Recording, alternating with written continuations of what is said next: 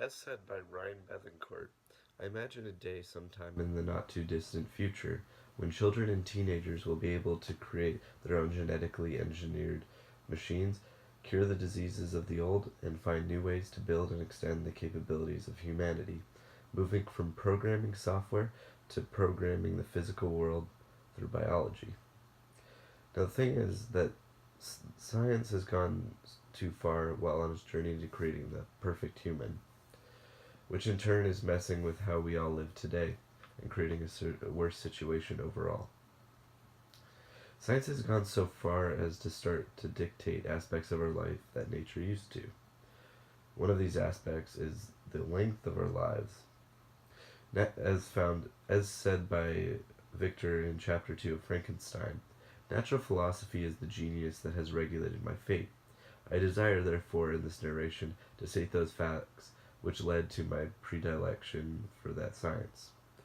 Now, Victor is talking about his own experiences with science and how he seemed to be almost like sucked into becoming addicted to progressing in the field.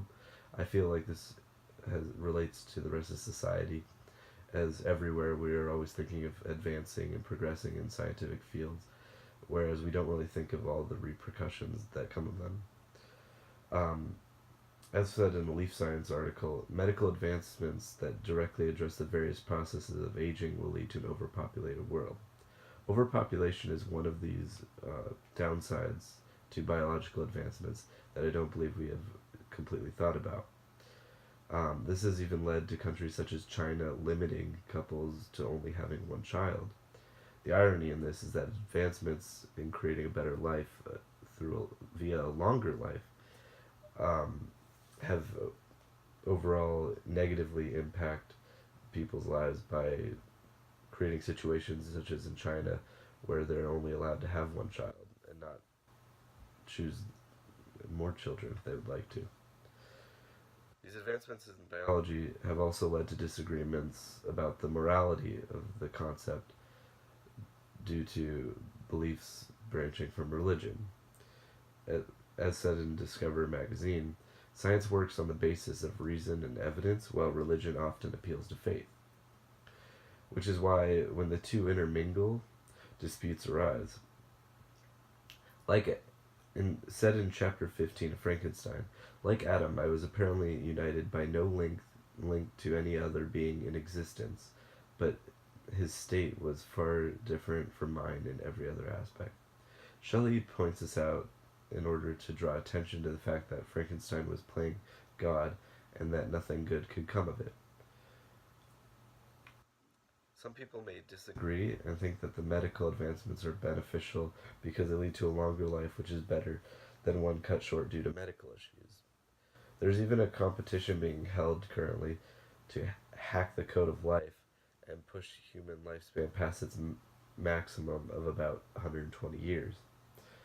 This is not the case because later in life, people's brains begin to degenerate and they become slower and not who they once were. As found on NCBI, memory decline also occurs with aging, and brain activation becomes more bilateral for memory tasks.